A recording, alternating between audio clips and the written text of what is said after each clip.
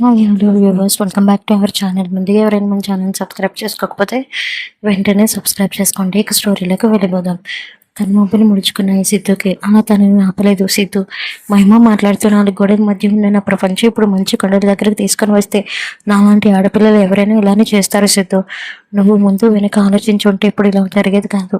అలా అని నీ మీద నాకు కోపం లేదు. నేను ఒక్కరికి భారం కాకూడదని వెళ్ళిపోతున్నాను సిద్ధు. నేను లేచినప్పుడు గేటుకి ఓపెన్ చేసేసరికి మంచు కనిపించింది. అందుకే దాన్ని ఎంజాయ్ చేద్దామని వెళ్ళాను. తప్పితే నేను ఇబ్బంది పెట్టాలని కాదు సిద్ధు. నువ్వు ఎప్పుడు ఒక దారిలోనే ఆలోచిస్తావు తప్ప మరోవైపు చూడవు. నన్నే ఒకవైపు చూసి మరోవైపు చూడకుండా దాని నాణ్యత ఎలా గుర్తిస్తావు సిద్ధు? ఈ మాటలు సిద్ధుతో అన్నవే, కాకపోతే అది సీజన్ 1లో ఉన్నాయి. ఒకసారి గమనించగలరు. అలా గుర్తొస్తే దాని విలువ పోతుంది అని తన ఫ్లోలో చెప్పకపోతున్న మహిని చూసి మధులా మాట్లాడటం తనకు ఆశ్చర్యం కలిగించింది. ఏదో చెప్తున్న మహిని టెస్ట్ చేయాలని మధుమతి అని గంభీరంగా పిలిచాడు సిద్ధు. అని అప్రయత్నంగా తిరిగి సిద్ధు వైపు చూసి ఉంటే తన తలని పట్టుకొని బెడ్ మీద కూలిపడి అప్పటికే సిద్ధు వచ్చి పెట్టుకోవడంతో స్పృహ తప్పింది. కానీ సిద్ధు ఆలోచనలు మాత్రం పాదరసం కన్నా ఎక్కువ ఆలోచనలు పరిగెడుతున్నాయి. సిద్ధు వచ్చిన రూమ్ పక్కనే ఆ సూరజ్ రూమ్ తీసుకొని సిద్ధు మేనేజర్కి కొంచెం డబ్బు ఇచ్చి వాడి రూమ్లో మైక్రోఫోన్ పెట్టాడు సిద్ధు. అలా తన ప్లాన్ తెలుసుకుని మహిమని ఒక గంట కనిపెట్టుకుంటూ ఉంటూ తను లేచేసరికి మహిమ కనపడకపోవడంతో ఆ టెన్షన్తోనే చుట్టూ వెతికి తను కనిపించగానే మహిమని తన జంప దెబ్బతో ప్రేమ చూపించాడు సిద్ధు. అలా ఆలోచిస్తున్న సిద్ధుకి తన బుగ్గన వేళ్ళ అచ్చులు కనిపించగానే అక్కడే ఫ్రిడ్జ్లో ఉన్న ఐస్ క్యూబ్లో చెంప నద్దుతూ ప్రేమగా ముద్దు పెట్టాడు సిద్ధు. సాయంత్రం 6 గంటలు అవుతుంటే పక్కన ఆఫీస్ పని ల్యాప్టాప్లో నుండి చేసుకుంటున్న సడన్గా పట్టుకున్న మహిమకి సిద్ధుతో గడిపిన విజువల్స్ వస్తుంటే అప్రయత్నంగా తన నోటి నుండి సిద్ధు అని పేరుని కలవరిస్తుంది. అది చిన్నగా పలకడం వల్ల సిద్ధుకు వినిపించలేదు.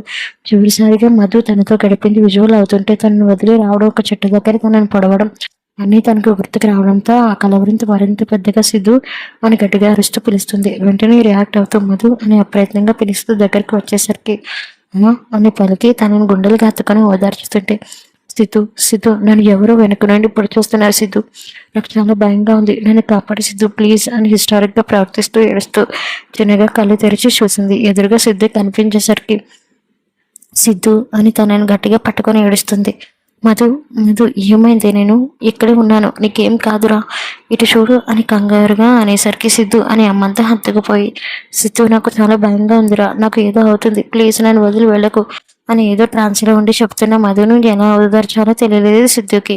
అలా అని తనని ఇంకోసారి బాధ పెట్టాలని లేదు. తనని ఆపడానికి సిద్ధు తన పెదవులతో మధు పెదవులను ముడివేశాడు. అలా చేసిన మధుకి గతంలో చాలాసార్లు కిస్ చేస్తున్న విజువల్ కనిపించగానే ఆ ప్రయత్నంగా ముద్దుతో జత కలిపింది.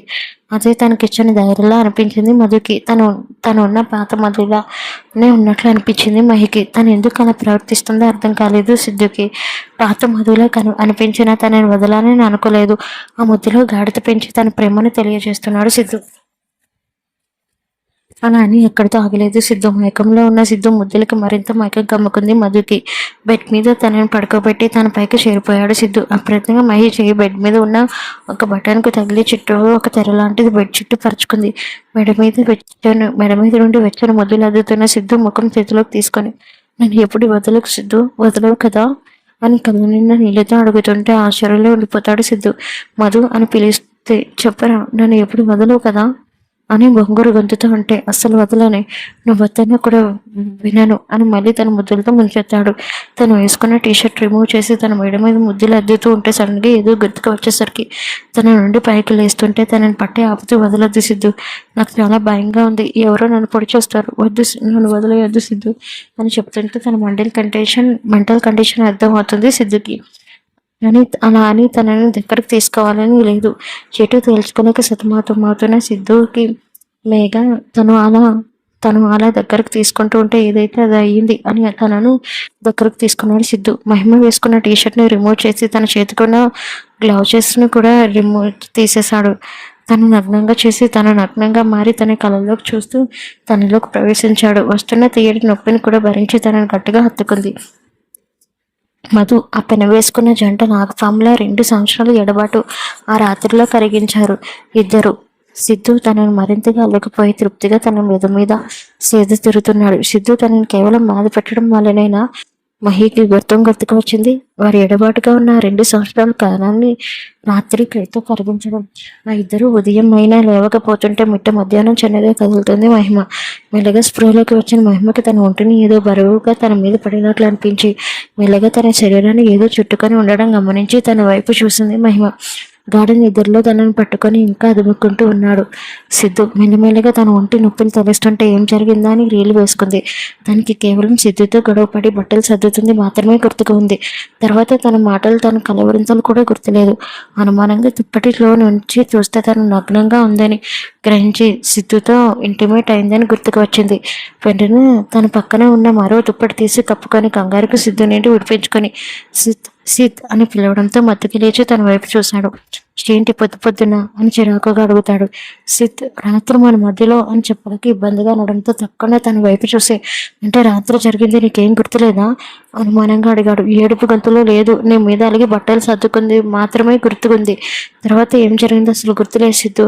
తన కళ్ళల్లో నీళ్ళని చూసి, హే మహి ఊరుకో, ఎందుకు ఇప్పుడు ఏడుస్తున్నావు? రాత్రి నీకు ఫీవర్గా ఉందిరా, నీకు చాలా చలి ఎక్కువైంది, డాక్టర్కి అవైలబుల్ లేరు అంటే ఏం చేయాలో తెలియక నీతో ఇంటిమేట్ అవ్వాల్సి వచ్చింది అంతే. మరి నా ఇష్ట ప్రకారం జరగాలి కదా సీద్, నీ ప్రాణం కన్నానా అని సూటిగా అడుగుతాడు. మౌనంగా ఉండిపోయింది తప్ప మాట్లాడలేదు. అసలు తనకి ఎలా రియాక్ట్ అవ్వాలో కూడా తెలియలేదు. తన పరిస్థితిని గమనించి తనకి బ్లాంకెట్ మీద నుండి తనని దగ్గరికి తీసుకొని, మనం భార్య భర్తలేనరా, మన ఇద్దరి మధ్య ఎప్పుడొకప్పుడు జరగాల్సిందే. నేను నీ భర్తను, నేనంటే ఇష్టం లేదా లాలన్గా అడిగితే తన కళ్ళలో ఏవో భావం కనిపించేసరికి ఇష్టం అని నోటితో బదిలిచ్చింది. చిన్నగా సాగాయి సిద్ధు పెదవులు. మరి ఇష్టం అయితే ఎందుకు నా నుండి దూరంగా ఉండాలనుకుంటున్నావు? మధు గురించి తెలుసుకోవడానికి తడబడకుండా చెప్పింది. ఇప్పుడు తనతో ఏం పని? తనతో కాదు, తన గతంతో. తన గతం ఒక చేతు జ్ఞాపకం మహి.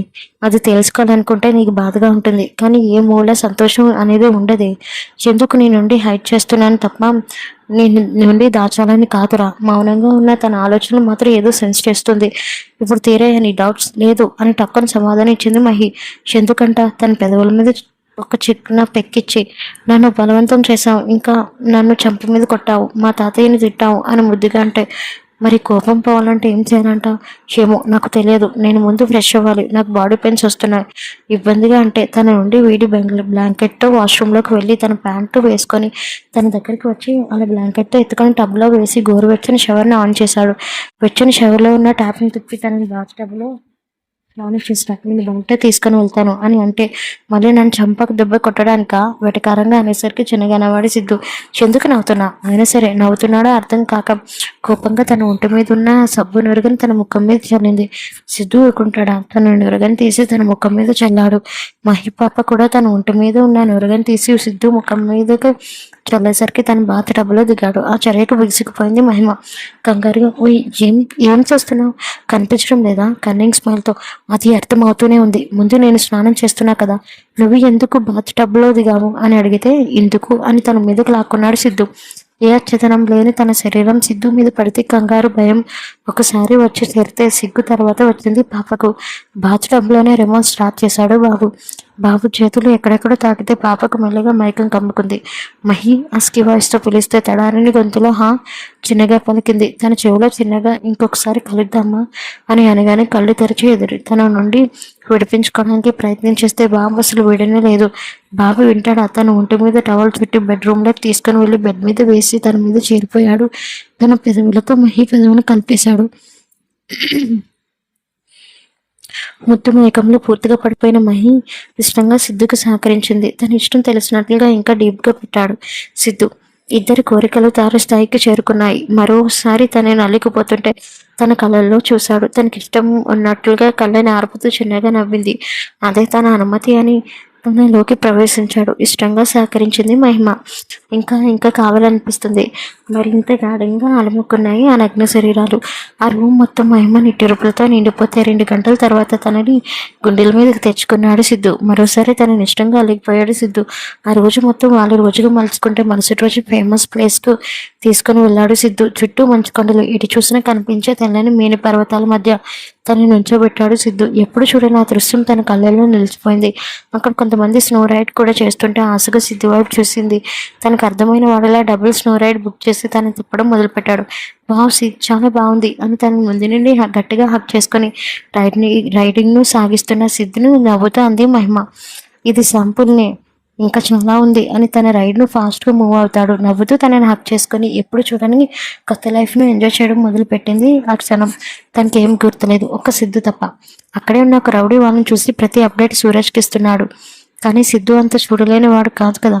తనని ఒక పక్క నుండే గమనిస్తూ ఉన్నాడు. స్కేటింగ్ అయిన తర్వాత అక్కడంతా తిరగడం మొదలు పెట్టారు. సాయంత్రం వరకు షాపింగ్ చేసి లెక్కలేనంత డబ్బుని సిద్ధు చేత ఖర్చు పెట్టించి మళ్ళీ తనతోనే బ్యాగ్స్ మోయించింది మహి. చిన్నగా నువ్వు ఇష్టంగా బ్యాగ్స్ని మోసి రూమ్లోకి చేరుకున్నారు.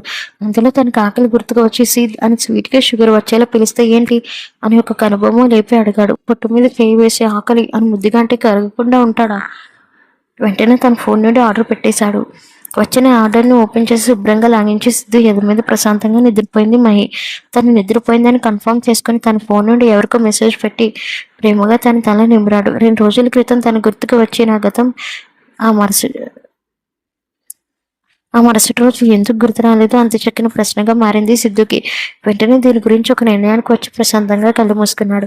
మరుసటి రోజు ఉదయాన్నే నిద్రలేచిన మహిమకి తెల్లని మేని ఛాయతో మెరిసిపోతున్న సిద్ధు ముఖం వైపు చూసి తనతో మధు గురించి అన్న మాటలు గుర్తుకు వచ్చాయి. నా గతాన్ని నా నుండి ఎందుకు దాస్తున్నావు సిద్ధు?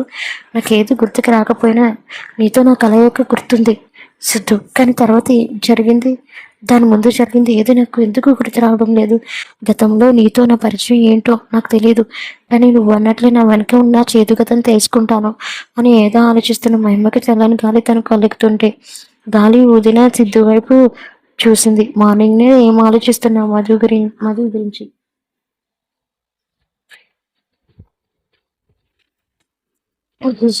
మధు గురించా? మధు గురించి మర్చిపోలేదా? లేదు. ఎందుకు నీకు అంత ఉత్సాహం? ఉత్సాహం కాదు, కుతూహలం. ఇన్ని మాటలు ఎక్కడి నుండి నేర్చావే? మా తాతయ్య నేర్పించారు గడుచుకుంది. మరి ఇదే నేర్పించలేదా అని తను అదుముకుంటూ ఇన్సైడ్గా చూస్తూ నువ్వు నేర్పిస్తున్నావుగా ధీటుగా ఉంది. అవునా అని ఇద్దరికి బ్లాంకెట్ కప్పేశాడు సిద్ధు. మరోసారి సరసాల సయ్యట్లో సిద్ధునే విజయం సాధించి అలసిపోయిన మహిమను తన గుండెల మీదకు తెచ్చుకున్నాడు. పెద్ద పెద్ద కళ్ళు, తెల్లని పాలబొగ్గలు, ఎర్రని పెదాలు. అమ్మాయిని గమనిస్తున్నాడు సిద్ధు. సెకండ్ హ్యాండ్, నువ్వు దేనికి తప్ప మరేం ఎందుకు పనికిరావు. నీ రేట్. ఒకప్పుడు తను అన్న మాటలు గుర్తుకు వచ్చాయి. కానీ అతను ముందుకు నేను బయట పడనివ్వకుండా చేస్తే ఇంకా గట్టిగా అతుకొని పడుకున్నాడు సిద్ధు. 2 గంటల తర్వాత మెల్లిగా స్పృహలోకి వచ్చింది మహేష్. చిన్నపిల్లాడిలో తనని పట్టుకొని పడుకున్న సిద్ధుని చూసి తన చెంప నిమురుతూ నా గతం ఏంటో తెలియదు సిద్ధు, కానీ నీతో ఉంటే ఈ రొక్కాన్ని మర్చిపోతున్నాను. నీ సాంగత్యంలో చాలా సంతోషంగా ఉన్నాను. మన మధ్య జరిగిన చిలిపి తగాదాలు, గొడవలు అన్నీ గుర్తుకొస్తున్నాయి. నా లైఫ్లో మర్చిపోయిన gift Siddhu, I love you అని తన మనసులో అనుకొని బ్లాంకెట్ కప్పుకొని ఫ్రెష్ అయ్యి డ్రెస్సింగ్ రూమ్లోకి వెళ్ళింది. అన్ని డ్రెస్లు చూస్తున్న తన కళ్ళు బ్లాక్ సారీ మీద పడింది. వెంటనే తీసుకొని చకచక 2 నిమిషాల్లో అది కట్టుకొని అద్దం ముందు నిలబడి తనని తానే నమ్మలేకపోయింది. ఎందుకంటే చాలా పర్ఫెక్ట్గా వచ్చింది సారీ. తనలో రిజిస్టర్ చేసుకున్న జ్ఞాపకాలు మెలక ఎత్తుతుంది అని ఆ క్షణం తెలియలేదు మహిమకి. అక్కడ కుంకుమ డబ్బా కనిపించి పాపట్లో పెట్టుకొని వితౌట్ మేకప్తో బయటకు వచ్చింది. ఇంకా ఆదమరిచి పడుకుంటున్న సిద్ధుని చూసి అసహనంగా సిద్ అని పిలిచింది. ఎందుకే లేవకపోతుంటే సిద్ అని చెల్లులు పడేలా అరిసే. టక్కునే లేచి కూర్చున్నాడు. అబ్బాయి ఏంటి నేను అసలు పొద్దున్నే? అయ్యో సిద్ధు, మనం టెంపుల్కి వెళ్ళాలి, మర్చిపోయావా అని పెద్ద పెద్ద కనులను అటు ఇటు తిప్పి అనేసరికి ఇంకా చాలా టైం ఉంది బేబీ స్లీపింగ్ వాయిస్తో ఉంటే. నువ్వు ఆల్రెడీ 10 దాటింది, నేను రెడీ అయిపోయాను చూడు అని అంటే అప్పటి వరకు గమనించలేని సిద్ధు కళ్ళు పెద్దవి అవుతాయి. బ్లాక్ సారీలు మరిచిపోతున్న తన అందాన్ని చూసి మైమరుపుగా లేచి నుంచొని తన వైపు అడుగులు వేశాడు. సిద్ధు తడబాటుగా వెనక్కి జరుగుతుంది. నీకు సారీ కట్టుకోవడం రాదుగా, చాలా కట్టుకున్నావు అని కొంచెం హస్కీతోనే అంటుంటే అది ట్రై చేశాను సిద్ధు, వచ్చింది. మరి నుదుటిని కుంకుమ అమ్మ రోజు పెట్టుకుంటుంటే చూశాను అని అప్పటికీ గోడకి రావడంతో స్టాఫ్ అయింది.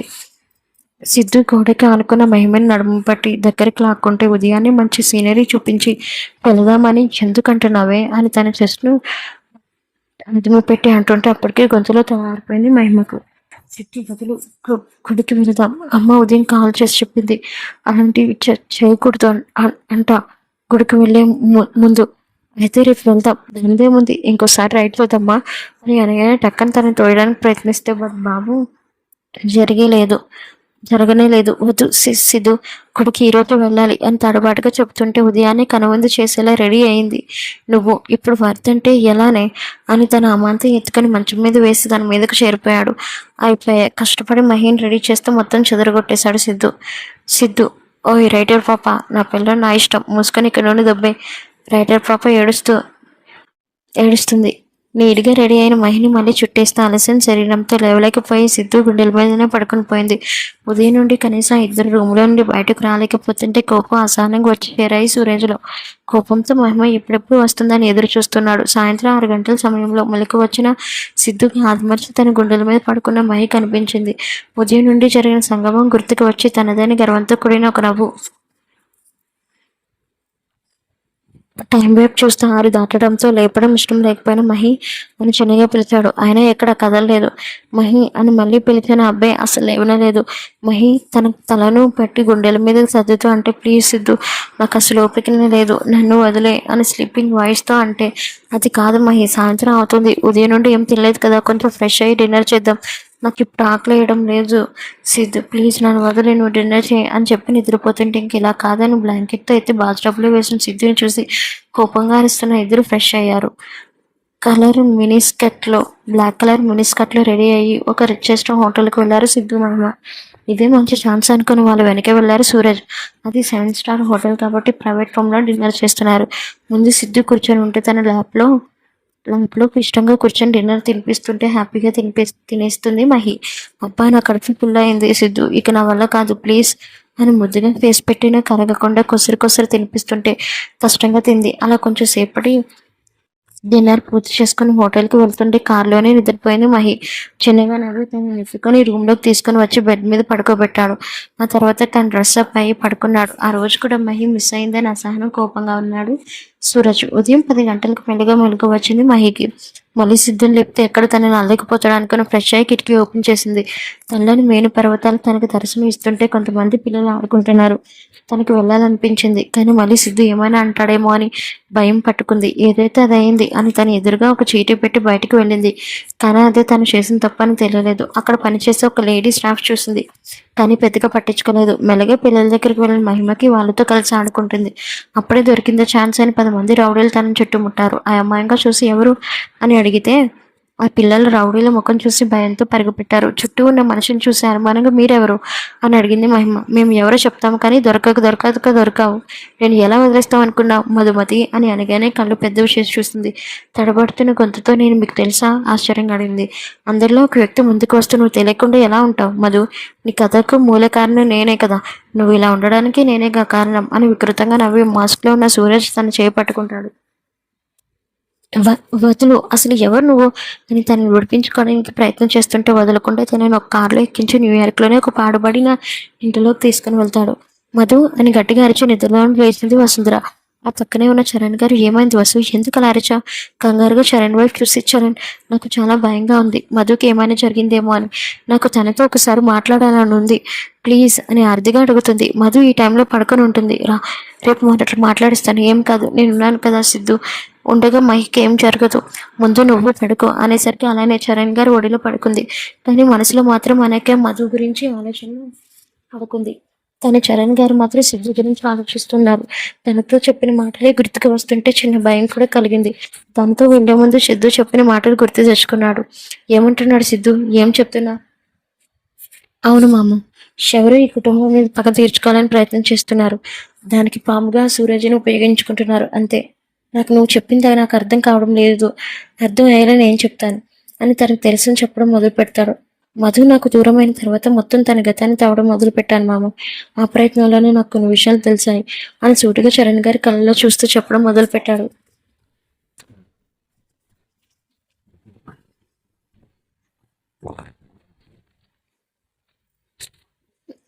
ఆసక్తిగా వింటున్నారు. మీరు అనుకున్నట్లు వసుంధర గారు పూర్ ఫ్యామిలీ కాదు అని అనగానే కళ్ళు పెద్దవి చేసి చూస్తారు. ఏం మాట్లాడుతున్నారు సిద్ధు, తను పూర్ ఫ్యామిలీనే కదా, మీకు తెలిసింది అది మాత్రమే, మర్చిపోలేని గతం వెంటాడుతున్న వర్తమానం వసుంధర మధువులను వెంటాడుతూనే ఉంది. వసుంధర గురించి నాకు తెలియని గతమా అవును. వణుకుతున్న గొంతుతో ఏంటి? వసుంధర గారి అమ్మ నాన్నలకి వసుంధర గారు ఒక్కరే కాదు. ఇద్దరు సంతానం అని అనగానే కళ్ళు పెద్దవి చేసి చూస్తారు. చరణ్ గారు ఏమంటున్నావు సిద్ధు? అవును మామ ఇది నిజం. వసుంధర గారికి అన్నయ్య కూడా ఉన్నారు. తన పేరు దామోదర్ అని అంటే నమ్మలేనట్లు చూశారు వసుంధర గారు. అమ్మా నాన్నలకు చిన్నప్పటి నుండి దామోదర్ చెడు వ్యసనాలకు అలవాటు పడ్డారు. అది వాళ్ళ తల్లిదండ్రులకు నచ్చకపోతే కొట్టేవారు. అయినా పట్టించుకోకుండా చేయకూడని పనులు కూడా చేస్తుంటే సహించలేకపోయాడు. భరించారు. అలవాటే క్రమంగా పెరిగి అమ్మాయిలను బలవంతం చేయడం వరకు వెళ్ళింది. ఒకరోజు తాగి 15 ఏళ్ల వయసులో ఉన్న వసుంధర గారి మీద అత్యాచారం మొదలుపెట్టాడు. అది చూసిన వాళ్ళ తండ్రి కోపంతో బావి వరుస మరిచి ప్రవర్తించిన దామోదర్ మీద కాలుతున్న కట్టెల్లో నుండి ఒక కట్టెను తీసుకుని వచ్చి తన ఇష్టం వచ్చినట్టు కొట్టి ఆ ఇంటి నుండి తరిమి తరిమి కొట్టారు. బావి వరుసలు మరిచిన తన మీద అత్యాచారం చేయబోయిన అన్నయ్య మీద చాలా కోపం వచ్చింది. వాళ్ళ అమ్మా నాన్నలు కూడా అలాంటి కొడుకును కన్నందుకు చాలా బాధపడ్డారు. అప్పుడే వసుంధర గారిని తీసుకుని హైదరాబాద్లో వచ్చేశారు. అప్పటి నుండి వసుంధర గారిని చదివించింది. ఒక్క కుతిర్లానే చూడడం మొదలుపెట్టారు. కానీ ఇంటి నుండి పారిపోయిన దామోదర్ మాత్రం కరుడుగట్టిన నేరస్తుడిలా మారాడు. దొంగతనం, డ్రగ్స్, నచ్చిన అమ్మాయి కనిపిస్తే తనను పాడు చేయడం, తనకి అడ్డు అదుపు లేకుండా ఇష్టం వచ్చినట్టు తిరిగి ఒక మాఫియా డాన్లే మారాడు అని చెప్పడం ముగించి చరణ్ గారి వైపు చూశాడు. షాక్లో ఉండిపోయాడు. మళ్ళీ సిద్ధునే మాట్లాడుతూ మాఫియా డాన్లా మారిన దామోదర్ కుట్రలో అడ్డు అదుపు లేకుండా పోయింది మామ. కానీ తను ఇంటి నుండి గెంటేసిన కుటుంబం మీద ఎలా అయినా పగ తీర్చుకోవాలనుకున్నాడు. ఆ ప్రయత్నంలోనే సూరజ్ని కలిసి మధు దగ్గర నుండి మొదలుపెట్టి వాళ్ళ తల్లిదండ్రులను చంపే వరకు వెళ్ళింది. మిమ్మల్ని కలిసి బెంగళూరుకు వెళ్తున్న వసుంధర గారిని ట్రక్తో గుద్ది చంపాలనుకున్నాడు. మధుని కూడా చంపేద్దామని అనుకున్నారు. కానీ రామ్ గోపాల్ గారు వచ్చి కాపాడటం మూలని తను బతికింది. ఆ విషయం తెలుసుకునే దామోదర్ మహిని చంపడానికి ప్రయత్నం చేశాడు. కానీ తన ప్రయత్నాలు ఆపుతూ ఉన్నాను. వాడు వసుంధర గారిని మధుని చంపడానికి ఎంత దూరమైనా వెళ్తాడు. కానీ అది జరగకుండా ఉండాలంటే వాడికి ఫుల్ స్టాప్ పెట్టాలి.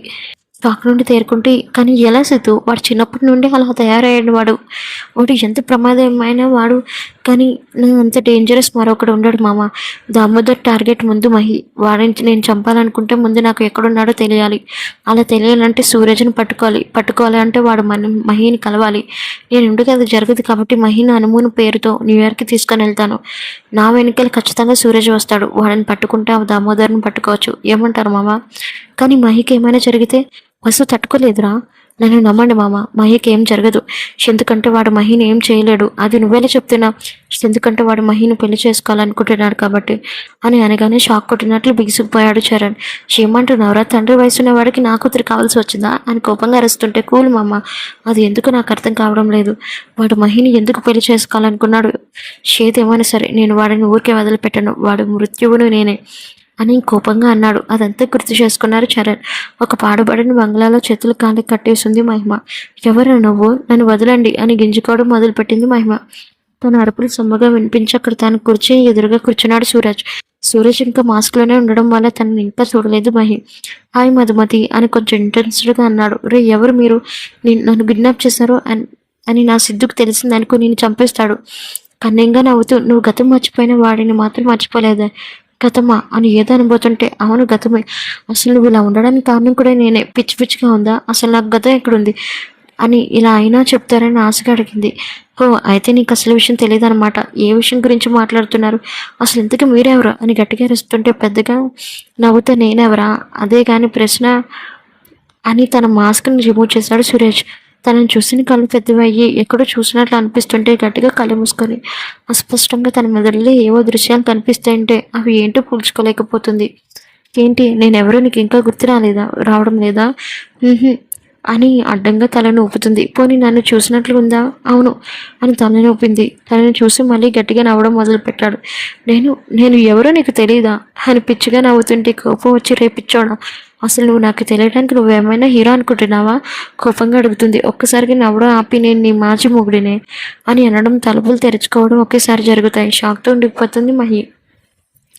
తలుపు తెరుచుకున్న ఒక వెలుతురులో నుండి 6 అడుగుల మనిషి సూట్లో 48 ఏళ్ల వయసుతో ఏమాత్రం కనిపించకుండా హ్యాండ్సమ్ హంక్లో వస్తున్నాడు ఆ వ్యక్తి. షాక్లో ఉన్న మహిని వదిలేసి ఆ వ్యక్తి దగ్గరికి వెళ్ళాడు సూరజ్. బాస్ మీరు అన్నట్టుగానే మహిని తీసుకొని వచ్చాను, నాకు ఇస్తానని అమౌంట్ అని చేతులకు ఒకతంటుంటే తప్పకుండా సూరజ్ అసలు ఈ కథ మొదలైంది నీ వల్ల. పక్కన ఒక ఘాటు వైపు చూస్తే తల ఊపి బ్రేక్ కేసు ఆ వ్యక్తికి ఇచ్చాడు. ఆ వ్యక్తి బ్రీఫ్ కేస్ ఓపెన్ చేసి తన రివాల్వర్తో సూరజ్ని కాల్చేశాడు. బాస్ అని సూరజ్ నేలకి ఒరుగుతుంటే తన కళ్ళ ముందు ఒక వ్యక్తి అలా కాల్చేసరికి స్పృహలోకి వచ్చి ఆ వ్యక్తిని చూసి భయంతో బిగుసుకుపోయింది. బాస్ నన్ను ఎందుకు కాల్చారు అని వణుకుతున్న గొంతుతో అంటుంటే, నీకు దాన్ని పెళ్లి చేసుకోమని నా దగ్గర తీసుకొని రమ్మన్నాను, కానీ నువ్వేం చేసావు, దాన్ని అనుభవించి తీసుకొని వస్తానన్నావు, అది నచ్చలేదు అందుకే అని తన నుదుటి మీద ట్రిగ్గర్తో కాలుస్తాడు. అక్కడికక్కడే సూరజ్ పాత్ర ముగిసిపోయింది. అది చూసిన మహి గట్టిగా అరుస్తుంది. ఆ వ్యక్తి చూపు మహి మీద పడుతుంది. తన కళ్ళ ముందే ఒక వ్యక్తిని చంపడం చూసిన మహిమకి చాలా భయం కలిగింది. అనుకోకుండా ఆ వ్యక్తి మహిని చూసి క్రూరమైన నవ్వుతూ మహి దగ్గరికి వెళ్ళి తన ముందు కూర్చున్నాడు. తనని ఇంటెన్స్డ్గా నవ్వుతూ తనని గమనించడం మొదలు పెట్టాడు. గ్రే కలర్ టాప్, జీన్స్, చెవులకు చిన్న కమ్మలు, వీపు వరకు బాగా పెరిగిన జుట్టు అన్నీ గమనిస్తుంటే ఇబ్బందిగా చూసిందా తన వైపు. మీరు మీరు ఎవరు, అసలు నన్ను ఎందుకు తీసుకొని వచ్చారు, చూడండి మర్యాదగా నన్ను వదిలేయండి ప్లీజ్ అని కళ్ళని నీళ్లతో అడుగుతుంటే ఆ వ్యక్తి తన మాస్క్ రిమూవ్ చేసి తన గంభీరమైన ముఖాన్ని చూపిస్తాడు. షేంటి మధు, గతం మర్చిపోయావా అని అంటే భయంగా అనిపించింది మహికి. అసలు మీరు ఎవరు, నా పేరు మధు కాదు మహిమ, ఇందాక మీరు చంపేసిన వ్యక్తి కూడా అలానే అన్నాడు, నేను మీరు అనుకునే వ్యక్తిని కాదు, నన్ను వదిలేయండి అని గింజుకుంటుంటే ఆహాహా అని నవ్వడం మొదలు పెట్టాడు ఆ వ్యక్తి. సరిగ్గా 4 రోజుల క్రితం నీకు ఒక ఫోన్ వచ్చింది అవునా అని అంటే అని తల ఊపుతుంది మహి. అది చేస్తుంది నేనే అని కన్నీయంగా అంటుంటే అసలు మీరు ఎవరు, నాకు ఫోన్ చేసి అని చెప్పడానికి కోపంగా ఉంది. ఆ వ్యక్తి కోపంగా నేనెవరో తెలుసా, నేను నీకు మామయ్య, పేరు దామోదర్, స్వయానం మీ అమ్మకు తన్నయ్యనే అని కోపంగా అనేసరికి అప్పుడే వ్యాన్లో నుండి 100 మంది పైగా అమెరికన్ పోలీసులు దిగడం, ఆ బంగ్లాని చుట్టుముట్టి కొంతమంది లోపలికి వెళ్ళడం చకచకా జరిగిపోయింది. ఏంటి నువ్వు అనేది, మా అమ్మకు అన్నయ్య ఏంటి, అసలు మా అమ్మ ఎవరు అని అంటే వసుంధర అని చెప్పి షాక్ని ఇస్తాడు దామోదర్.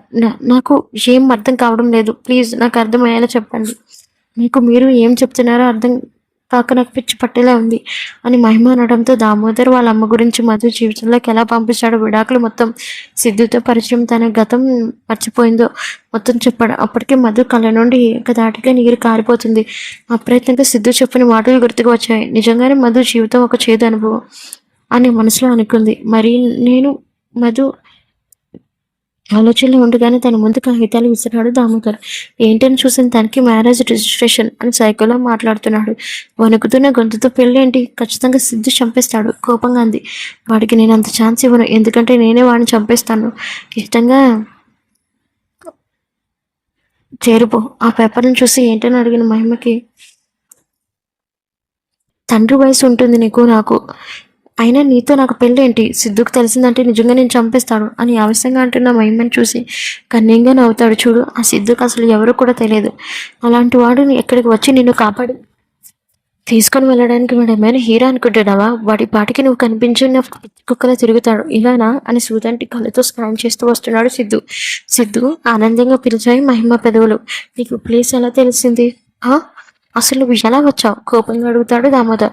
నువ్వు కేవలం ఒక దాని వైపు దృష్టి పడితే ఎలా రా అని ఎదుర్కొనే దమ్ము లేక అది ఒంటరిగా ఉన్నప్పుడు దాన్ని ఎత్తుకు రావడానికి సిగ్గులేదా, ఆ బంగ్లా దగ్గరెళ్ళిపోయేలా అన్నాడు సిద్ధు. అది నా ప్రాణం అని తెలిసినా దాన్ని కిడ్నాప్ చేస్తావు, ఇక నా చేతిలో నీకు మృత్యువు తప్పదురా అని కోపంగా అరిచాడు. అచ్చా అలానా, నువ్వు ఒక పిల్లవచ్చా నా ముందు, నీ కుప్ప గంతులు నువ్వు రావడం కూడా మంచిదే అయింది, నేను చంపి దీని కళ్ళ ముందే తాళిని తెంపి మెడలో నేను కడతాను అని కోపంగా గార్డ్ వైపు చూశాడు. అప్పటికే అమెరికన్ పోలీసులు రావడంతో వాళ్ళని అరెస్ట్ చేశారు, ఒక్క దామోదర్ని తప్ప. ముందుగానే ఆ గవర్నమెంట్తో మాట్లాడి దామోదర్ తనకు అప్పచెప్పాలని పెద్ద మొత్తంలో డబ్బుని చెల్లించాడు. వాళ్ళ దామోదర్ వదిలేసి మిగతా వాళ్ళని తీసుకొని వెళ్తున్నారు. అది చూసిన ఇంకా కోపం పెరిగింది దామోదర్కి. అయితే ఇది నీ ప్లానా, పల్లి కొరుకుతూ అన్నాడు. నీకు ఇంకా అర్థం కాలేదా, పేరుకి సీనియర్ విలన్ అంటావు, కానీ ఆలోచనలు కూడా పాత చింతకాయలానే ఉన్నాయి, అసలు నేనే దాన్ని ఫ్రీగా వదిలేశాను, అందుకే అది నీకు దొరికింది అని అనగానే కళ్ళు పడుచుకొని గడి సిద్ధు వైపు చూస్తుంది పాప. ఆహా, అయితే ప్లాన్ చేసుకుని ఇక్కడి వరకు వచ్చావుగా, ఇప్పుడు నా చేతిలో చేస్తావురా రా అని సిద్ధు మీద ఎగబడి వెళ్తున్నాడు దామోదర్. వాడు పంచులు గమనించి ఉంగి కడుపులో గుద్దుతాడు. వాడికి అలా పంచు పడగానే నోట్లో నుండి రక్తం కారుతుంది. అయినా అది పట్టించుకోకుండా సిద్ధు మీద కోపంతో నొప్పిని కూడా పక్కన పెట్టి సిద్ధు మీద దాడి చేస్తుంటే తప్పించుకొని దామోదర్ తల మీద ఎగిరి మోకాళ్ళతో గట్టిగా కొడతాడు. ఆ నొప్పిని భరించలేక అక్కడ ఉన్న మహిమ దగ్గరికి వెళ్ళి చిన్న కత్తితో తన మెడ మీద పెట్టేసరికి భయంగా అనిపించి సిద్ధు వైపు చూస్తుంది. వద్దామని చూస్తుంటే నీ గురించి ఇది చాలా చెప్పిందిరా, ఆ వసుంధర నాకు చెల్లెలైనా దానిని నేను బలవంతం చేస్తాను అని నన్ను తరిమి కొట్టాడు నా తండ్రి. దీన్ని పెళ్లి చేసుకొని ఇష్టం వచ్చినట్లు అనుభవించి ఆ నొప్పిని దానికి ఇద్దాం అనుకున్నా. నా ప్లాన్స్ అన్ని నాశనం చేశావు, అందుకే దీన్ని చంపేస్తా అని అంటున్నంతలో దూరం నుండి ఒక బుల్లెట్ వాడి చేతికి తగిలి కింద కత్తి కింద పడింది. అమ్మా అని అరుపుతో కాల్చిన వ్యక్తి వైపు చూస్తే చేతిలో గన్తో ఎర్రబడ్డ కళ్ళతో చూసింది వసుంధర. ఆ పక్కన చరణ్, జాకీ, రామ్ గోపాల్ ఉన్నారు. దూరం నుండి ఒక బుల్లెట్ వాడి చేతి తగిలేసరికి నీళ్ళ తన గుండెల మీద ఎర్రబట్ట కళ్ళతో తన గుండెల మీద బుల్లెట్ దింపి నీలాంటి వాడి అసలు బతికి ఉండడానికి అనర్హుడు, నేనండి అమ్మ అన్న పిలుపు కూడా పాపమేరా అని గట్టిగా అరుస్తూ దగ్గరికి వస్తూ చెప్పేసరికి తన చుట్టూ ఏం జరుగుతుందో తెలుసుకోలేని అయోమయంలో పడుతుంది మహి. వసు కోపంగా పిలిచాడు దామోదర్. పిలుపు నీ నోటి నుండి వస్తుంటే నాకే కంపరంగా ఉందిరా. నేను అన్న అని చెప్పుకోవడానికి నాకే సిగ్గుగా ఉంది. తండ్రి వయసు ఉన్నవాడివి నా కూతురు పెళ్లి చేసుకోవడానికి ముందుకు వచ్చావు, ఎలా అనుకున్నావురా అని గుండెలో బుల్లెట్స్ దింపుతుంటే ఆ తుట్టాలకి నేల కొరుగుతాడు. అప్పటికే సిద్ధు మహిమ కట్లు విప్పేసరికి తన గుండెల మీదనే స్పృహ తప్పుతుంది. యుఎస్లో రామ్ గోపాల్ గారు ఇంట్లో ఉన్నారు. అందరూ వసుంధర గారు మాట్లాడుతూ, తన పేరు దామోదర్, నాకు తోడపుట్టిన అన్నయ్య, పేరుకి అన్నయ్య, ఎప్పుడు నన్ను అలా చూడలేదు. తన కళ్ళు కామంతో నన్ను చూసేవి. ఒకరోజు నన్ను బలవంతం చేయబోతుంటే కాలేదన్న అక్కి కట్టని తనని బలంగా కొట్టి ఇంట్లో నుండి వెళ్ళకొట్టాడు. ఆ తర్వాత కొడుకుని మర్చిపోలేక కన్న ఊరిని వదిలి నన్ను తీసుకొని హైదరాబాద్ వచ్చేశారు. అప్పటి నుండి నేను ఒక్కదాన్నే పెరిగాను. అసలు అన్నయ్య ఉన్నాడన్న సంగతి నేను మర్చిపోయాను చరణ్. కానీ వాడి విష్ణువు మారి కుటుంబం మీద పగ పడతాడని నేను ఊహించలేదు అని చరణాన్ని తన భుజం మీద వాల్చి ఏడుస్తుంది. ఊరికవసు అని ఓదార్చి, ఇంతకీ నీకు ఆ దామోదర్ గురించి ఎలా తెలిసింది, నన్ను అక్కడికి తీసుకొని రమ్మని ఎవరు చెప్పారు అని అనగానే సిద్ధు వైపు వేలుపెట్టి చూపించింది. ఒక ఇంత షాక్ను తగిలింది చరణ్ గారు. తనదైన స్మైల్తో యాటిట్యూడ్తో చూశాడు. ఊరిక తల్లి, జరిగింది ఏదో జరిగింది. ఆ నేచుడు మహికి ఏం చెప్పాడో అర్థం కావడం లేదు. ముద్దు తన సంగతి ఆలోచించాలి అని రామ్ గోపాల్ గారు అనేసరికి మీరేం కంగారు పడద్దు, నేను చూసుకుంటాను అని సిద్ధు రూమ్లోకి వెళ్ళాడు. చరణ్ గారు, ఇంకా డౌట్ ఉంది, మీరు ప్యూర్ ఫ్యామిలీ కదా అనేసరికి కొంచెం తటపటాయిస్తూ, కాదు చరణ్, మా అమ్మ నాన్నలు జమీందారులు అనేసరికి షాక్ గట్టిగా తగిలింది. కానీ మా అమ్మ నాన్నకి సింపుల్గా ఉండడం ఇష్టం, అందుకే పూర్ ఫ్యామిలీలో నీకు పరిచయం అయ్యాను. స్పృహలో లేని మహిని చూసి తను అక్కడికి ఎలా వచ్చాడో గుర్తు చేసుకున్నాడు. వ్యాన్లో సూరజ్ వాళ్ళు మహిని తీసుకొని వెళ్తున్నప్పుడు అప్పుడే నిధులన్నింటి లేచి బాల్కనీలోకి వచ్చిన సిద్ధు చూశాడు. అప్పుడే ఒక మేడ్ వచ్చి మేడం స్టో దగ్గరికి వెళ్ళిందని చెప్పడంతో అనుమానం రెట్టింపయ్యి తన వాచ్లో ఉన్న GPS ఆన్ చేసి అది కదలడం మొదలుపెట్టింది. GPS ట్రాకర్ తన వేలుకు ఉన్న ఉంగరంలో పెట్టాడు. అది తనని కొట్టిన రోజు తనకు ప్రజెంట్ చేశాడు. అలా తనని దామోదర్ని పట్టుకున్నాడు. ముందుగానే ఫోన్లో దామోదర్ గురించి విషయం చెప్పడంతో కిడ్నాప్ చేసిన ప్రదేశానికి సిద్ధు సాయంతో అక్కడికి చేరుకున్నారు. వసుంధర చేతిలో తెచ్చాడు. కోబలంగా కదులుతున్న తన ముంగులను సవరిస్తూ నిద్ర మీద ముద్దు పెట్టాడు. చిన్నగా కళ్ళతెర చెదురుగా ఉన్న సిద్ధు వైపు చూసింది. కోమలంగా కదులుతున్న తన ముంగులను సవరిస్తూ నిద్ర మీద సిద్ధు అని లేచి తనని కరుచుకుపోయింది మహి. సిద్ధు, ఆ రాక్షసుడు నన్ను పెళ్లి చేసుకుందామని టార్చర్ పెట్టాడు తెలుసా, నువ్వు రాకపోయి ఉంటే నేను అని చెప్పలేక తనని గట్టిగా హత్తుకుంది. ఊరుకరా, నేనున్నా కదా, ఏం కాలేదు, పైగా మీ అమ్మనే వాడిని షూట్ చేస్తుంది. అవును, కేసు ఏం అవ్వలేదా అని అమాయకంగా అంటే చిన్నగా నవ్వి, లేదు. అవునా, మరి పోలీసులు డౌట్స్ ఏదో అడగబోతుండే అని తన నోటి మీద మహిని పెదవులకు మూసేశాడు.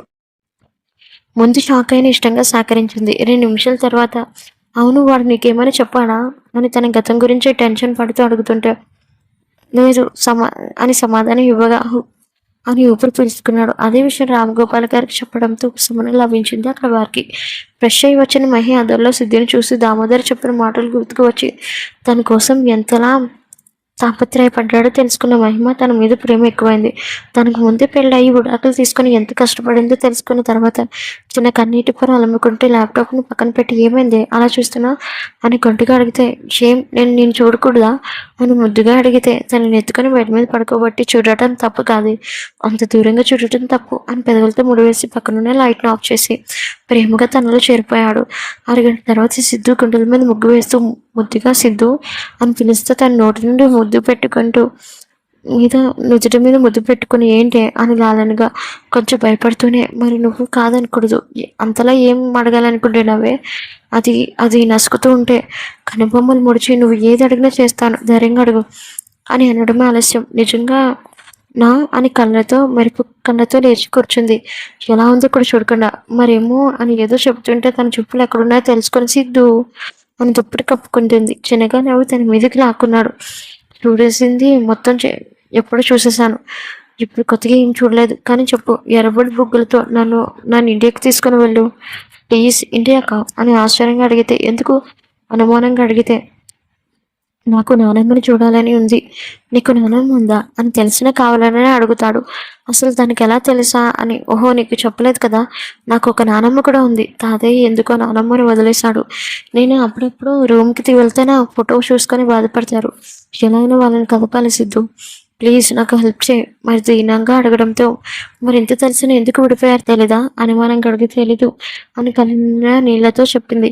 ఇంకోసారి కళ్ళమ్మంటే నీరుగాని వచ్చిందో ఇంకొకసారి హనీమూన్కి తీసుకొని వెళ్తా అని అనగానే, నాకేం భయం లేదు, నాతో పాటు నువ్వు ఉంటావుగా, ఎందుకు భయం? మాటలు బాగానే నేర్చామే. చిన్నగా నవ్వింది మహి. ఆ నవ్వు బాబు గుండెలో సునామీని రేపితే నవ్వడా ఆపి, ఇంతకీ నేను చెప్పిన దాని గురించి ఏం చేస్తా?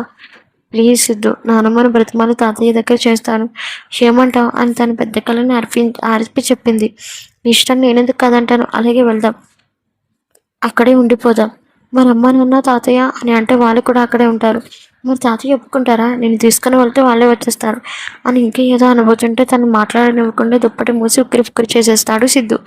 మరుసటి రోజు డైనింగ్ ఏరియాలో టెన్షన్గా టిఫిన్ తింటుంది మహిమ. తన కంగారుని చూసి చిన్నగా నవ్వాడు సిద్ధు. వణుకుతున్న గొంతుతో తాతయ్య అని కొంచెం టెన్షన్ పిలిస్తే, ఏంట్రా, చాలా రోజుల నుండి అడుగుదాం అనుకుంటున్నాను అది అని అంటే చెప్పరా, ఏం చెప్పాలనుకుంటున్నా? సిద్ధు వైపు చూస్తుంది టెన్షన్గా. చిన్నగా కనులు ఆర్పితే బలంగా ఊపిరి తీసుకొని, నేను ఇండియాకి సిద్ధుతో వెళ్దాం అనుకుంటున్నాను అని టెన్షన్గా చెప్తే, కుదరదు సీరియస్గా చెప్పాడు రామ్ గోపాల్ గారు. ఎందుకు కుదరదు? తగ్గకుండా అడిగితే కుదరదు అని చెబితే అంతే. కోపంగా అని వెళ్ళిపోతుంటే కోపంగా లేచి మేడి చేతిలో ఉన్న బౌల్ తీసుకొని నేలకేసి కొట్టింది. ఆ చర్యకి అందరూ బిగుసుకుపోయారు. అమ్మ మహి అని చరణ్ వసుంధర గారు రియాక్ట్ అయితే, మాట్లాడకండి, నేను ఇండియా ఎందుకు వెళ్ళకూడదో నాకు రీజన్ చెప్పండి తాతయ్య. నాకు సరైన కారణం చెప్పినంత వరకు నేను మీతో మాట్లాడను. ముందు నాకు రీజన్ చెప్పండి, గట్టిగా అరుస్తుంది మహిమ. మహి అని తన దగ్గరికి వచ్చి ఏదో చెప్పబోతుంటే, నానమ్మని ఎంతకాలం దూరం చేస్తారు అని అనగానే అక్కడ షాక్ అవ్వడం ఈసారి అందరి వంతు అవుతుంది. ఒక సిద్ధు తప్ప. ఏమైంది తాతయ్య? నాకు ఎలా తెలిసింది అనుకుంటున్నారా? మీరు స్వయంగా నానమ్మ ఫోటో పట్టుకొని బాధపడటం నేను చూస్తూనే ఉన్నాను. నాకు అందరూ కావాలి. నేను సిద్ధుతో ఇండియా వెళ్తున్నాం, వస్తే మీరు కూడా రావచ్చు అని చెప్పి తన రూమ్లో కోపంగా వెళ్ళిపోతుంది. మహిమ మాట్లాడిన మాటలకు అందరూ షాక్నే చూస్తారు. సిద్ధు కూడా మహిమ వెంటే వెళ్తాడు. లోపలికి వెళ్ళిన మహిమని చూసి, ఎందుకు అంతగా గట్టిగా అరిచావు అని కోపంగా అడిగితే, మీరు లేకపోతే ఏంటి, అందరూ అక్కడ ఉండి నానమ్మ ఒంటరిగా బాధగా ఉంటే సిద్ధుని కౌగిలించుకొని ఏడుస్తూ ఉంటుంది. బాధపడితే మనం ఇండియా రేపు వెళ్తాం అనేసరికి ఏడుపు ఆగుతుంది. మహిమ అలా అనేసరికి అసహనం తన రూమ్లోకి వెళ్ళిపోయాడు. రామ్ గోపాల్ గారు వసుంధర గారు మాట్లాడుతూ, నేను ఏ జన్మలో ఏ పుణ్యం చేసుకున్నాను, ఇలాంటి మంచి కూతురిని కన్నా ఉన్నావు కదా చరణ్. ఒకప్పుడు మన ఇద్దరం కలవాలని కోరుకుంది, ఇప్పుడు మామయ్య అత్తయ్య కలవాలని కోరుకుంటుంది అని అంటుంటే, అయితే ఇప్పుడు ఏం చేద్దాం చరణ్ గారు అడిగితే, సిద్ధుతో పాటు నేను కూడా వెళ్దామని అనుకుంటున్నాను అని అంటే షాకింగ్తో, నీకంత ద్రోహం చేసిన మా అమ్మని క్షమిస్తావా అని అడుగుతారు చరణ్. చిన్నగా నవ్వి, తప్పులు ఎవరు చూడలేదు చరణ్, మధుని దూరం పెట్టి నువ్వు తప్పు చేశావు. నేను కోమాలోకి వెళ్ళి తనకు భారంగా మారి నేను తప్పు చేశాను. కోరిక పేరుతో సిద్ధు ఏడిపించి తను తప్పు చేశాడు. అందరం ఏదో ఒకటి మధు విషయంలో ఏదో ఒకటి తప్పు చేసిన వాళ్ళమే. పాపం ఆవిడని ఎందుకు దూరంగా ఉంచాలి చరణ్? అందుకే మనం హైదరాబాద్ వెళ్తాం అని చెప్పేసరికి గట్టిగా కావులించుకుంటే చరణ్, నిజంగా ఎంత మంచి మనసు వస్తుంది ఇది, అన్నీ నీ పలుకలే మధుకి వచ్చాయి, అందుకే అంత గొప్పగా ఆలోచిస్తుంది అని అంటే, చెర్రి మనం ఇళ్ళలో ఉన్నాం అని చెప్పేసరికి చిన్నగా నవ్వి తను వదిలేశాడు. జాకిని కూడా వాళ్ళతో తీసుకొని వెళ్దాం అని బలంగా ఫిక్స్ అయ్యి అదే విషయం తనతో చెప్పింది మహిని సొంత చెల్లెల్లా అనుకోవడంతో లీనను వదిలి వాళ్ళతో వెళ్ళడానికి సిద్ధమయ్యాడు జాకి. బ్యాగ్ సర్దుతున్న మహి సిద్ధు అని పిలిచేసరికి ల్యాప్టాప్ నుండి చూపుని తిప్పి, ఏంటి అని అంటే, తాతయ్య వస్తారంటవా అని అంటుంది. 100వ అని అంటే, ఏంటి 100వ అయోమయంగా బుర్రగోకుంటుంది అంటుంది. చిన్నగా నవ్వి లేచి తన వైపు చూస్తే, ఈ ప్రశ్న అడగడం 100వ. దాంతో మూతి ముడుచుకుంటే, నీ కలనే ఉంటుంది సిద్ధు, ఒకవేళ తాతయ్య ఇక్కడ ఉంటే మనం వెళ్ళిపోతే అని భయంగా అంటుంటే, నువ్వేమైనా చిన్న రచ్చ చేసావు తల్లి? నీ అరుపులకి జడిసి పాపం రూమ్కి వెళ్ళిపోయారు మీ తాత. ఉద్దేశంగా తాతయ్య ఏమీ నా అరుపులకు వెళ్ళలేదు, నేను నానమ్మ అన్నాను అని ఆవిడ గుర్తుకు వచ్చి రూమ్లోకి వెళ్ళారు అని మూతి తెప్పి చెప్పింది. తన వేషాలు చూస్తే కనిపించవు, కానీ నువ్వు పెద్ద ముదురు తెలుసా అని ఆ ముక్కను పెట్టుకొని అంటాడు. సిద్ధు కృష్ణ ఆపుకోలేని మహి, నేను మరి ఆ మాట నువ్వు అనాలి. నువ్వైతే దేశముద్రవి 32 ఏళ్ల అంకుల్వి కూడా అని అంటే ఏంటి ఏజ్ని తీసుకొని వస్తావు అని కోపంగా అడిగితే చిన్నగా నవ్వుతూ మరి నీకు 30 ఏళ్ళు కదా దాటితే అంకుల్ అనే కదా అంటారు. అంకుల్ నీకేకం 32 అలాంటిది 26 ఏళ్ళ అమ్మాయిని పెళ్లి చేసుకున్నా 32 ఏళ్ళు అంకుల్. అదేంటి నీ ఏజ్ 29 కదా. నేను మొన్నటి వరకు 29 అనే అనుకున్నాను అంకుల్. కానీ మా అమ్మ చెప్పింది ఏజ్ 26 అని. నేను స్కూల్లో ఉన్నప్పుడు 3 ఏళ్ళు అని చెప్పి 6 ఏళ్ల వయసుతోనే తెరిపించుకుంటారు అనేసరికి 3 ఏళ్ళు ఎక్కువ చెప్పింది అంకుల్ అని మాటకి ఒక అంకుల్ తర్వాత ఒక్క అంకుల్ అని చెప్పేసరికి ముందు అంకుల్ అని ఆపు వినలేక చచ్చిపోతున్నా అనేసరికి నువ్వు ఎంత హ్యాండ్సమ్గా ఉన్నాయి నీ ఏజ్ అంకుల్ ఏజ్నే కదా అంకుల్ నువ్వెంత పరిగెడుతూ ఉంటే ఆగవే అని తన వెంట పడ్డాడు. పరిగెడుతూ హాల్లోకి వచ్చి అంకుల్ అంకుల్ అని జపం చేస్తుంటే అది విన్నా అందరూ నవ్వుతున్నారు. ఆ నవ్వుని మన బాబులో పట్టలేని ఫ్రస్ట్రేషన్ వస్తే కోపంతో తన వెంట పడ్డాడు. అది చూసిన జాకి నవ్వుతూ ఉంటే చరణ్ వసుంధర గారు కూడా ముచ్చటగా చూస్తున్నారు. ఆ నవ్వులు పైకి రామ్ గోపాల్ గారి వినిపిస్తుంటే ఈడ నుండి వాళ్ళని చూస్తూ స్వయంగా నవ్వుతున్న మహిని చూసి ఏదో నిర్ణయం తీసుకున్నారు. ఎట్టకేలకు దొరికిన మహిమని భుజం మీద వేసుకొని రూమ్లోకి వెళ్ళాడు. సిద్ధు బతులు అని అంటే ఇప్పుడనే అంకులని ఏడుపు ముఖంతో చూస్తే కన్నింగ్ నవ్వుతూ తనని బెడ్ మీదకు విసిరి తలుపు గడియ పెట్టాడు. అది చూసిన పాప గొంతులో వణుకు మొదలైతే ఏడుపు ముఖంతో చూసింది సిద్ధుని. కన్నింగ్ స్మాల్తో చూస్తూ ఇప్పుడు తల్లి అంకులాన్ని తన చొక్కా బటన్ విప్పుతూ సిద్ధు షర్ట్ బటన్ ఎందుకు విప్పుతున్నావు? నేను అంకుల్ని కదా, నా స్టామినా తగ్గిందో లేదో చూసి చెప్పు. కన్నింగా అనేసరికి ఏడుపు ముఖంతో సారీ సిద్ధు, ఇంకెప్పుడు అలా అనను, ముందు షర్ట్ వేసుకో, నాకు బాడీ పెయిన్స్ వస్తున్నాయి ప్లీజ్ నా బంగారం కదా ముద్దుగా అడిగింది. బట్ బాబు కరగకుండా తన దగ్గరకు వచ్చి పదవులతో ముడివేశాడు. కొంచెంసేపటి వరకు ఆ ముద్దుని సాధించి తనలో ప్రవేశించాడు.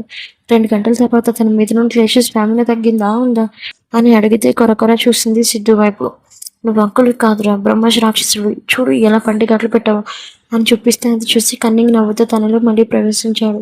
మరుసటి రోజు సిద్ధుని తిట్టుకొని లగేజ్ ప్యాక్ చేసుకుంటుంటే ఏంటి అమ్మాయి గారు సీరియస్గా ఉన్నారు అని మాట్లాడుకుంటే లగేజ్ని హాల్లోకి తీసుకొని వచ్చి అందరినీ పిలిచింది.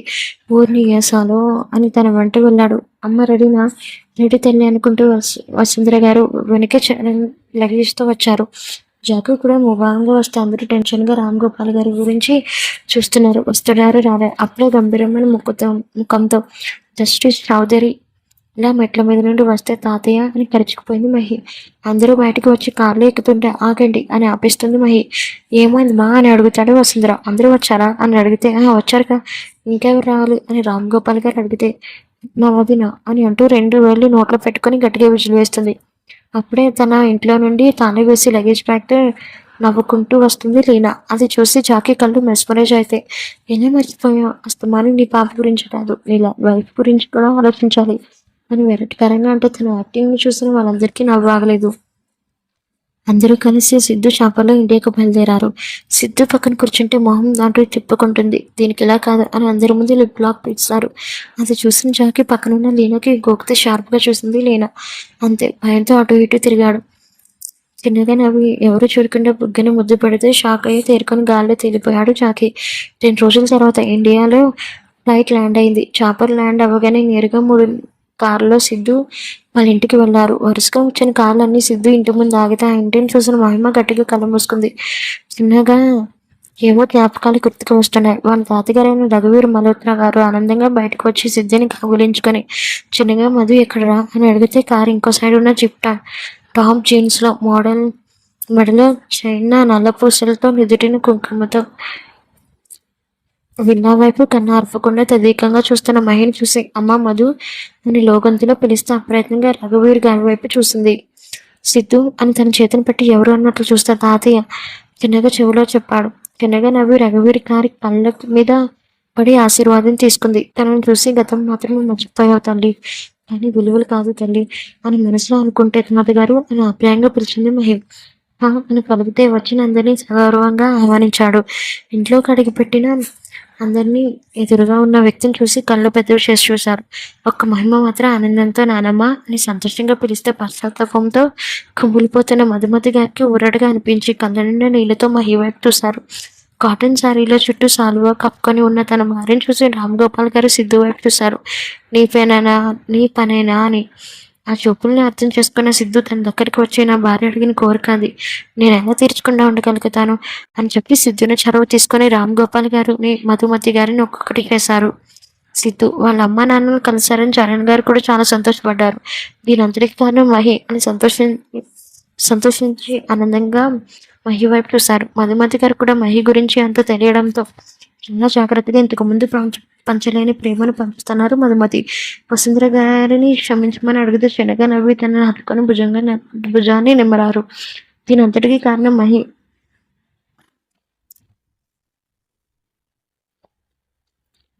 జాకీకి లీనాకి ఒక మంచి ముహూర్తం పెట్టి 2 నెలల్లో గ్రాండ్గా పెళ్లి జరిపించారు. సిద్ధు నీడలో చాలా సంతోషంగా ఉంది మహిమ. రోజులతో పాటు మహిమ సంతోషంతో కూడా పెరుగుతూ ఉంది. సిద్ధు ఆఫీసు నుండి వస్తే సోఫాలో సీరియస్గా కూర్చొని ఏదో ఆలోచిస్తుంది మహిమ. ఏంటమ్మాయి గారు సీరియస్గా ఆలోచిస్తున్నారు ఏంటి? మీ అమ్మ ఫోన్ చేయలేదా అని అడిగితే అటు నుండి మాటలు రాలేదు. అనుమానంగా తాతయ్య అరుస్తూ కిందకి వచ్చి మహి గురించి అడిగితే నాకు తెలియదు అని చెప్పి రూమ్లోకి వెళ్ళి ముసుగుసుకొని అవుతూ పడుకుంటారు. అసహనంగా రంగయ్యను వెళ్ళి అడిగితే వాళ్ళకు తెలియదు అని చెప్పి వెళ్ళిపోతారు. ఇక లాభం లేదు, మహిని అడగవలసిందే అని చెప్పి రూమ్లోకి వెళ్ళి సీరియస్గా ఉన్న మహి వైపు చూసి, ఏమైంది, ఎందుకు అంతలా సీరియస్ ఉన్నావు? మహి నోరు విప్పుతూ, ఇప్పటి వరకు నీతోనే వేగాను, ఇప్పుడు మధ్యలో ఇంకొకరు కూడా మన మధ్యలోకి వస్తారే సిద్ధు అని అంటే, ఎవరు వచ్చినా మధ్యలో వెళ్ళిపోవాల్సిందే, అయినా ఇప్పుడు ఈ విషయం ఎందుకు అడుగుతున్నా అని అనుమానంగా అడిగితే, మధ్యలో మన పిల్లలు వచ్చినా అలానే అంటావా సిద్ధు అని కళ్ళని నీళ్ళతో అడిగేసరి ఒక క్షణం షాక్ అయ్యి కళ్ళు పెద్ద చేసి కమ్మిగాయి. తను ఏం విన్నాడో తెలుసుకోవడానికి. అంటే సిద్ధు చేతిని తన కడుపు మీద పెట్టింది. అలా పెట్టుకొని సిద్ధు కడుపు మీద మహిమ వైపు చూస్తే ఆనందికి నిజమా అని అడిగితే, కళ్ళ నిండా నీళ్ళతో మనం తండ్రి అవుతున్నాం అని ఆనందంగా సిద్ధుని కాగులించుకొని ఉంటుంది. వాళ్ళ ప్రేమకు ప్రతిరూపం రాబోతుందని తెలిసిన సిద్ధు ఆనందం అంతా ఇంత కాదు, అసలు నమ్మలేకపోతున్నాడు. యాహూ అని గట్టిగా అరిచి తాతయ్య ఆయన బయటకు వెళ్ళి పిలుస్తుంటే వరుసగా ఉన్న కుటుంబాన్ని చూసి, అంటే మీకు ముందే తెలుసా మహి ప్రెగ్నెంట్ అని ఆనందంగా అడిగాడు చరణ్. మాట్లాడుతూ, ఉదయం నువ్వు ఆఫీస్కి వెళ్ళగానే మహి కళ్ళు తిరిగి పడితే అమ్మ వసు తన డాక్టర్ దగ్గరికి తీసుకుని వెళ్ళారు అని ఆనందంగా చెప్పారు. జాకీ మాట్లాడుతూ, అవును సార్, మీకు సర్ప్రైజ్ ఇవ్వాలని మహి చెప్పలేదు అని అంటాడు. సంతోషంగా రూమ్లోకి వెళ్ళిన సిద్ధు మహిని ముద్దులతో ముంచేస్తాడు. అప్పటి నుండి సిద్ధు మహిని చాలా జాగ్రత్తగా చూసుకుంటున్నాడు. డాక్టర్ దగ్గర కూడా తీసుకుని వెళ్తే ట్విన్స్ అని చెప్పారు. సరికి సిద్ధుకి అంత ఇంత ఆనందం కాదు, మనసులో రోజు వాళ్ళ అత్తకు ఇచ్చిన మాట గుర్తుకు వచ్చి చిన్నగా నవ్వుతాడు. సీమంతం కూడా గ్రాండ్గా అరేంజ్ చేశాడు. చాకీ భార్య లీనా కూడా 3వ నెల రావడంతో మహితో పాటు లీనాకి కూడా సీమంతం చేస్తారు. మహికి 9వ నెల రావడంతో కొంచెం ఇబ్బందిగానే కదులుతుంది. ఆ రోజు సిద్ధు గుండెల మీద పడుకొని ఉదయం తొందరగా లేవడంతో ఫ్రెష్ అవడానికి వార్డ్రోబ్ ఓపెన్ చేసింది. ఎప్పుడు చూడని సిద్ధు బట్టల వైపు చూపడితే ఇంతకు ముందున్న చెక్క డబ్బా లాంటిది కనిపించి తీసి చూసింది. అందులో తెల్లగా ఉన్న కాగితం చూసి ఇంతకు ముందు చదవడానికి తీస్తుంటే సిద్ధు లేకపోవడం గుర్తుకు వచ్చి తీసి చూసింది. కానీ తను చేస్తుంది తప్పు అని లెటర్ మూసేసి పెట్టేయడంతో తన మనసు అంగీకరించలేక అంత ఇంపార్టెన్స్ ఏముందో అని మళ్ళీ తెరిచి చూసింది. అంతకన్నా ముందే సిద్ధు వైపు చూసి ఇంకా నిద్రలో ఉండడం మూలాన తన వైపు చూసి లెటర్ చదవడం మొదలుపెట్టింది. ఎక్కడి నుండి మొదలు పెట్టాలో తెలియడం లేదు సిద్ధు, కానీ లెటర్ చదవడం మొదలు పెట్టావంటే ఇది నీకు అనిపించింది అవునా? అంతకు ముందు సిద్ధుతో రాసిన లెటర్ చదవడంతో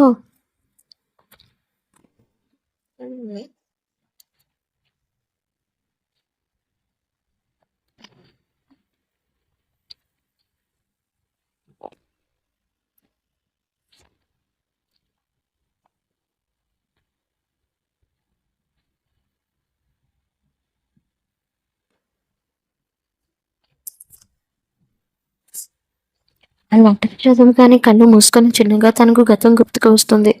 అదే సమయంలో అమ్మ అన్న అరుపుతో పాటు చిన్నగా గతం గుర్తుకు వస్తుంటే తల పట్టుకుని కళ్ళు తిరుగుతుంటే పురుటి నొప్పులు కూడా వస్తాయి. మహి అని నిద్రలో నుండి లేచి తన దగ్గరికి వచ్చి తనని చూసి తనకి నొప్పులు స్టార్ట్ అయ్యాయి అని గమనించి తనని 2 చేతులతో ఎత్తుకుని మహి అని కంగారుగా తనని హాస్పిటల్ తీసుకొని కారులో బయలుదేరుతుంటే తనని చూసి మహి చివరిగా రామ్ గోపాల్ గారితో వెళ్ళడం గుర్తుకు వచ్చి తనతో ఎంత బాగా చూసుకున్నారో అర్థమవుతుంది. కళ్ళ నుండి నీళ్ళతో సిద్ధు అని పిలుస్తుంటే ఓర్చుకోవే హాస్పిటల్కి వచ్చేసాం అని అంటుంటే సిద్ధు అని నొప్పులు పడుతూనే పిలుస్తుంది. ఐ లవ్ యూ రా అని అభిమానంగా చెప్పి, నేను చాలా కష్టపడ్డాను కదా, యూఎస్ఏలో నా కోసం పరితపించిపోయావు కదా అని అంటే సహనంగా ఇప్పుడు అవన్నీ ఎందుకే, నాకు గతం గుర్తుకు వచ్చిందిరా అని అంటే అప్పుడే హాస్పిటల్ రావడంతో తను బయట చూశాడు ఆశ్చర్యంతో. 2 గంటల తర్వాత అందరూ టెన్షన్గా చూస్తున్నారు. బయట చరణ్ గారికి సిద్ధు మధు గతం గుర్తుకు వచ్చిందని చెబితే ఆనందం అందరిలో. కానీ ఇప్పుడు ఎలా రిసీవ్ చేసుకుంటుందో అని కొంచెం టెన్షన్గా కూడా ఉంది. సక్సెస్ఫుల్గా డెలివరీ అయ్యి 2 పసిపిల్లల ఏడుపులు వినిపించింది. అప్పుడే డాక్టర్ వచ్చి, nothing to worry mister Siddhu, she all right, వెళ్ళి మీ పిల్లలు చూడండి అని చెప్పేసరికి అందరూ వెళ్ళారు. అప్పుడు వెనుక వచ్చిన మహి ఆనందంగా సిద్ధు వైపు చూసింది. తన కళ్ళల్లో సంతోషం పక్కన పక్కన వాళ్ళ అమ్మ నాన్నని చూసి రామగోపాల్ గారిని అందరినీ చూసింది. అందరూ సంతోషంతో మహి వైపు చూస్తే మహి సిద్ధు అంటుంటే కాదు మధు అని సంతోషంగా చెప్తుంది. సన్నీ పింకీ అని కళ్ళని చూపిస్తే ప్రేమగా ముద్దు పెట్టి నీ తర్వాతనే ఎవరైనా అని ఆనందంగా చెప్తాడు. వాళ్ళని చూసి అందరూ సంతోషపడతారు. పిల్లల్ని తీసుకొని ముచ్చటగా చూస్తున్నారు. 6 సంవత్సరాల తర్వాత పూర్తి చేసుకుంటున్న మధు దగ్గరికి మెల్లగా వస్తుంది పింకీ. బాబు హెయిర్ కటింగ్తో మెల్లగా అడుగులు వేసుకుంటూ పూజ చేసుకుంటున్న మధు చెవులో నెమ్మలి పింఛంతో చెవిలో గిలిగింతలు పడుతుంటే చిన్నగా కళ్ళు తెరిచి అటు ఇటు చూసింది. ఎవరు లేరని మళ్ళీ కళ్ళు మూసుకుంటే మళ్ళీ పింకీ ఇలా చేసేసరికి అసహనంగా కళ్ళు తెరిచి చుట్టూ చూస్తే గల్లు గల్లు మంటూ తన రూమ్ నుండి పట్టీల చప్పుడు వినిపించి పింకీ అని కోపంతో తన వెనకే వెళ్ళింది. రూమ్లోకి వచ్చిన మధు ఎక్కడో కనిపించకపోవడంతో ఎదురుగా బెడ్ మీద సిద్ధు ఛాతి మీద కదులుతుండేసరికి అనుమానంగా దుప్పటి లాగింది. సిద్ధు ఛాతి మీద పడుకొని ఉంది పింకీ. కనిపించగానే కోపంతో పింకీ అని అరుస్తుంది. వాట్ మామ్, ఎందుకు నిద్ర లేపుతున్నావు అని సిద్ధు గుండెలో పుచ్చుకుపోతూ ఉంటే, అబ్బాయి ఏం యాక్టింగ్ చేస్తున్నావు, ఇద్దరే అని కోపంతో అంటే, ఇద్దరుగానే ఉంటారు మామ్, ముగ్గురుగా కాదు అని అంటే నా మీద కౌంటర్ కూడా వేస్తున్నావా అని తన ఒంటి మీద చేతిని వేయబోతుంటే మధ్యలో ఆపిస్తాడు సిద్ధు. ఏంటి పొద్దున్న నా కూతురుతో గొడవ లేస్తూ అడుగుతుంటే, నాది గొడవ, అసలు ఇది ఏం చేస్తుందో తెలుసా అని ప్రశ్నగా అడుగుతుంటే, ఏం చేసినది చిన్నపిల్ల, ఏదో తెలియకపోతుందిలే, వదిలే, వెళ్ళి నీ స్వాతిముత్యం ఎక్కడున్నాడు చూడు పట్టింటి అని మళ్ళీ పడుకోవడానికి రెడీ అవుతుంటే, ఏంటి పడుకునేది, టైం ఎంత అవుతుందో తెలుసా, 10 అవుతుంది, అరగంటలో రెడీ అయ్యి కిందకి రాలేదా అయిపోతారు నా చేతిలో అని కిందకి వెళ్తుంది. ముసిముసిగా నవ్వుకుంటారు సిద్ధుకి. అంతగానే ఏం చేసావురా, మమ్మీ కోపంగా ఉంది అని అడిగితే జరిగింది మొత్తం చెప్తుంది. అమ్మని తనకి కితకితలు పడుతూ కిలకిలా నవ్వింది పింకీ. సన్నీ బంగారం అని వెతుకుతుంటే రంగాయని పిలిచి అడిగింది, చిన్నబాబు గారు వాళ్ళ మునితాతతో బయటికి వాకింగ్కి వెళ్ళారమ్మా అని చెప్తే మళ్ళీ పూజలో పడింది. చరణ్ వసుంధర గారు, రామగోపాల్ గారు, మధుమతి, జాకి, లీనాలు వాళ్ళ ఇంటికి కొడుకు చర్యని తీసుకొని మధు ఇంటికి వచ్చారు. వాళ్ళ రాకని గమనించి ఆనందంతో స్వాగతం పలికింది. అప్పుడే మెట్ల మీద నుండి పింకీ సన్నీతో పాటు సిద్ధు కూడా వచ్చి హాల్లో కూర్చున్నాడు. పింకీ చెర్రీని చూసి చూడకుండా చెర్రీ నెత్తి మీద ఒక మొట్టకాయ వేస్తే అది చూసిన సన్నీ పింకీ అలా చేయకూడదు అని ఎన్నిసార్లు చెప్పాలి, బట్ పాప అన్న మాటలో వినిపించుకోలేదు కాబట్టి విక్రించి సైలెంట్గా ఊరుకుంది. వాళ్ళందరినీ అలా చూసిన రఘువీర్ గారి కళ్ళు చెమర్చాయి. ఈ సంతోషమే కావాలనుకున్నారు. మధుని చావు వరకు తీసుకొని వెళ్ళిన తన కొడుకుని ఎప్పటికీ ఉండిలోకి తీసుకోలేదు. అందరికీ కొసరి వడ్డించి పింకీ చెన్నికి చెర్రీలకు పాలు గ్లాస్తో ఇచ్చి ఆ రాత్రికి అక్కడే ఉన్నారు కాబట్టి రూమ్స్లో వెళ్ళి పడుకున్నారు. రాత్రి సిద్ధు గుండెల్లో తలని పెట్టి, ఇలాంటి కుటుంబం మేరని కావాలనుకున్నాను, ఇప్పుడు నాకు చాలా సంతోషంగా ఉన్నాను రా, థ్యాంక్ యూ ఫర్ ఎవ్రీథింగ్ అని గాఢంగా ముద్దు పెట్టుకుంది. దీనికి ముద్దు కాదే, అంతకు మించి అని తనలో హ్యాపీగా కలిపేసుకున్నాడు. వీళ్ళ బంధం ఎప్పుడు సంతోషంగా ఉండాలి అని ఉంటుంది కూడా. సో